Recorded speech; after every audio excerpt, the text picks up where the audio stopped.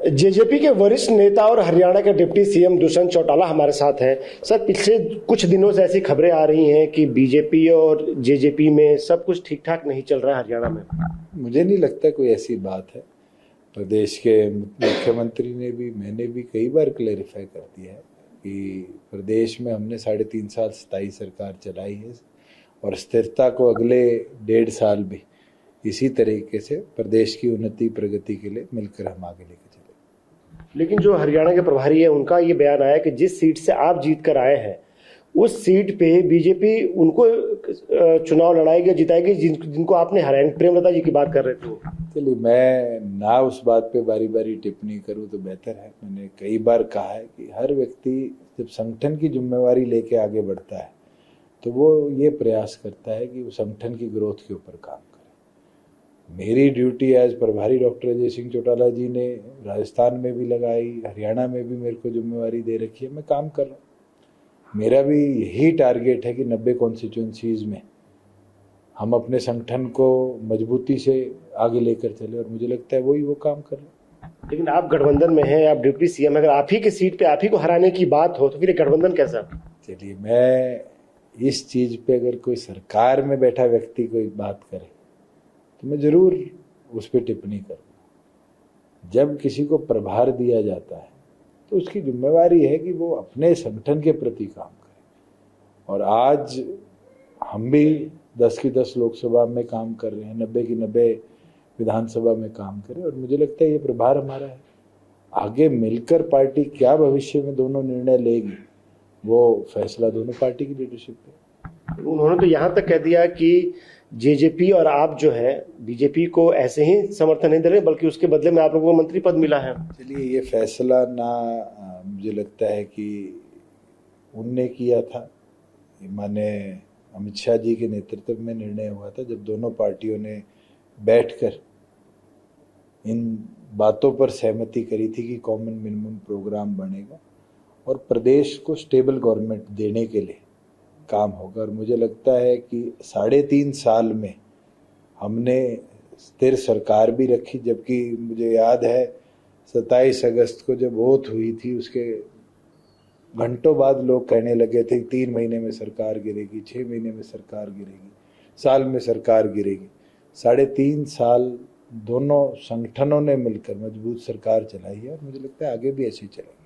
क्या जो बीजेपी के प्रभारी विप्लव देव उनके जो बयान आ रहे हैं उससे आपको लगता है गठबंधन को नुकसान हो रहा है और जो गठबंधन सरकार उसकी छवि खराब हो रही है? मुझे नहीं लगता कि कोई हमारे अलायंस पार्टनर्स के दोनों की सोच में कोई अंतर है, क्योंकि कंफ्यूजन की स्थिति है कि आप दोनों का साथ रहेगा कि नहीं रहेगा, और रहेगा तो कितने दिन तक रहेगा। मैं आपको ये विश्वास के साथ कह सकता हूँ जब ये सवाल आप पूछना बंद कर दोगे तब तक तो और मजबूती के साथ रहेगा। क्योंकि बयान आ रहा है, आप ही के सहयोगी दल है बीजेपी जो बड़ी पार्टी उसकी तरफ से बयान आ रहा है। कई बार कह दिया कि मजबूत चल रही है और मजबूत हम चलाएंगे। लेकिन ऐसे में जब सामने लोकसभा के चुनाव, आपने कहा कि 10 सीट पर आप तैयारी कर रहे हैं, बीजेपी का कहना है कि 10 सीट हमने जीती है तो हम अपनी जीती हुई सीट कैसे किसी को दे दें? कि ये बात मुझे लगता है कि अलायंस के अंदर आज कहना कि आगे क्या होगा बहुत अर्ली होगा। अभी तो लोकसभा में 1 साल बाकी है। क्या परिस्थितियां बढ़ेगी, कैसे बनेगी, दोनों पार्टियां मिलकर क्या फैसला करेगी, ये जब की बात है। अब इतिहास में तो मेरे प्रदेश का ही बता सकता हूँ। चौटाला साहब प्रदेश के मुख्यमंत्री थे, दोनों पार्टियों ने 5-5 सीटों पर अलायंस किया था लोकसभा में और उस समय किशन सिंह सांगवान जो कि INLD में थे उनको बीजेपी के सिंबल देकर बीजेपी से चुनाव लड़ाया था। तो ये निर्णय अलायंस के अंदर जो लिए जाते हैं ये तो मुझे लगता है कि एट लेंथ डिस्कशन के बाद लिए जाते हैं। तो गठबंधन पार्टनर के नाते आप भी चाहते हैं कि लोकसभा में आपकी पार्टी को भी सीटें मिले? देखिए, बिल्कुल, अगर संगठन प्रदेश में हमने खड़ा किया है तो जरूर चाहेंगे कि हम मिलकर लड़े। और सर, राजस्थान में भी चुनाव है, क्या आप वहां पे बीजेपी के साथ चुनाव में जाएंगे या फिर अगर आपको सीट नहीं, कितनी सीट आप चाहते हैं? मेरी चर्चा नड्डा जी से इस बारे में हुई है और राजस्थान के अंदर हमने 25 से 30 सीट ईयरमार्क करी है, जिसके अंदर चौधरी देवीलाल जी हो, मेरे फादर 2 बार वहाँ से MLA अलग अलग कॉन्स्टिट्यूंसी से रहे हैं, हमारे MLAs कई बार वहाँ से जीत कर आए हैं। तो ये तो भविष्य के गर्व में है कि हम मिलकर लड़ेंगे, इंडिपेंडेंट लड़ेंगे। मगर हाँ, बिल्कुल राजस्थान में संगठन को हमने तैयार किया और मजबूत हम डे बाय डे करें। क्या इन बयानों से आपको लगता है कि जो आने वाले चुनाव में उस पर कुछ असर पड़ सकता है? क्योंकि आप तो बड़ा सॉफ्टली जवाब दे रहे हैं, लेकिन आपके जो सहयोगी पार्टनर उनके प्रभारी का बयान है, उनके वो बड़े। मैं आपको बारी बारी एक चीज कह चुका हूँ कि ना तो मैं इन चीजों को सोचता, हमने प्रदेश को तरक्की के पथ पर लेके जाना है और पिछले 3.5 साल में कोविड क्राइसिस हो, किसान आंदोलन हो, हर परिस्थिति में मिलकर इसका सामना किया, प्रदेश को आगे लेकर गए। आप बेहतर इसका जवाब दे सकते हैं। ये कहा जा रहा है कि अगर बीजेपी के साथ आप जाते हैं चुनाव में, तो जो जाटों की नाराजगी है उसका खामियाजा बीजेपी को और आपको यानी गठबंधन को भुगतना पड़ सकता है। इसकी क्या नाराजगी होगी, क्या परिस्थितियां होगी, कैसी परिस्थितियां होगी, ये तो शायद मैं कोई भविष्यवाणी करने वाला व्यक्ति तो नहीं हूँ। मैं प्रदेश के प्रत्येक कॉन्स्टिट्यूंसी के अंदर जाने का प्रयास कर रहा हूँ।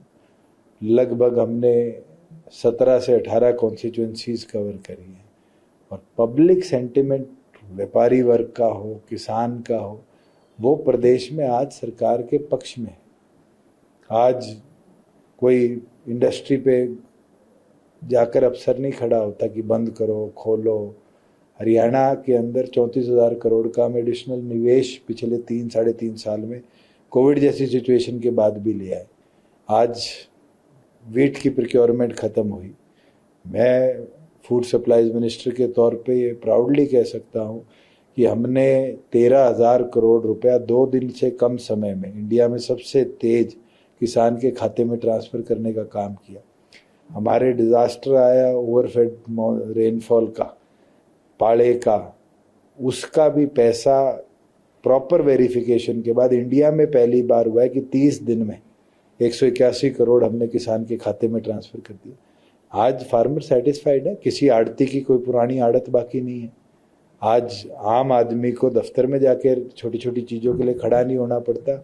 हमने 650 सुविधाएं जो प्रदेश की अलग अलग योजनाओं की है उसको डिजिटली सरल पोर्टल के माध्यम से पहुंचाने का काम किया। किसान तो आज भी धरने पे बैठा है। देखिए, जो बात सूरजमुखी की बिक्री के ऊपर है, खरीद के ऊपर है, हरियाणा प्रदेश आज भी देश में सबसे ज़्यादा मिनिमम सपोर्ट जो कर रहा है वो सूरजमुखी का कर रहा है। 4850 रुपये हमने बेस रेट रखा है और 1000 रुपये हम उसके ऊपर 52 भरपाई दे रहे हैं।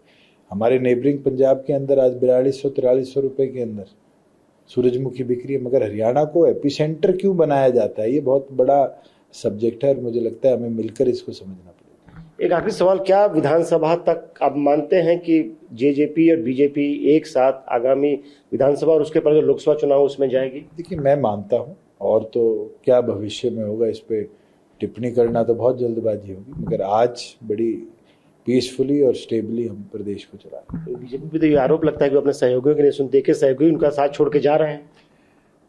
मैं आपको यही चीज 1 साल बाद यही बैठकर बोलूंगा कि हमने मिलकर चुनाव लड़ा, जब आप विश्वास करें। शुक्रिया हमसे बात करने के लिए। कैंपस संजीत के साथ आनंद प्रकाश पांडे, TV9।